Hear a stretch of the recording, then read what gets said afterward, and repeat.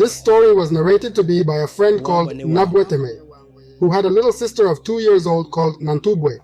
As a family, they lived a normal life, but things changed when their father wanted to marry a second wife. She remembers one night when their mother carried her little sister on her back, while she, Nabwetim, walked beside her. As they moved away from their father's house, her mother was fuming with anger, since she basically fought with our father in disapproval with his decision of marrying a second wife.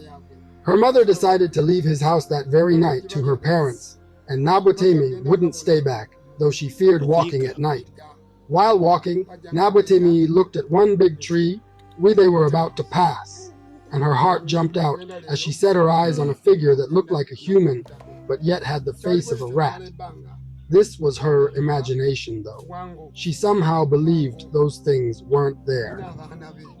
Her mother stopped all of a sudden after they passed the tree. She checked on Nantubwe and continued walking. What had just happened? Nabwetemi said to herself, but continued walking faster at that time to catch up with her mother, who for some reason started walking a lot quicker. Finally, they made it to their grandparents, and after some small talk about what happened between her parents, they all slept off. The following morning, Nabweteme woke up to the sound of her mom screaming as she picked up her little sister, Nantubwe, and started running out. Nabweteme got puzzled and didn't know what had happened. Her grandparents weren't helping, as they were also confused like she was. Her mom later came back with Nantubwe, along with their father. Apparently, Nantubwe had suddenly developed a dawn phenomenon, which is an early morning rise in blood sugar levels. After several months on treatment, doctors began to lose hope on the deteriorating health of Nantubwe, and it was certainly rare to see a healthy kid of 2 years suddenly develops dawn phenomenon. Nabwetemi's parents decided to turn to the native doctor, also known as a witch doctor, because her mother felt it could be spiritual, which was affecting their little daughter, Nantubwe.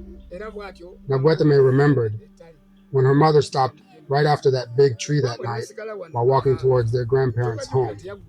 Apparently, her mother felt something drop on her little sister, Nantubwe, but didn't see anything. And her mother believed it could have a link with what happened to her that very moment. The native doctor confirmed it and said she was possessed. There were 3 sessions of exorcism in the shrine. The last session was the most dramatic, as it involved a variety of rituals, some creepy chanting incantations, and the use of sacred substances.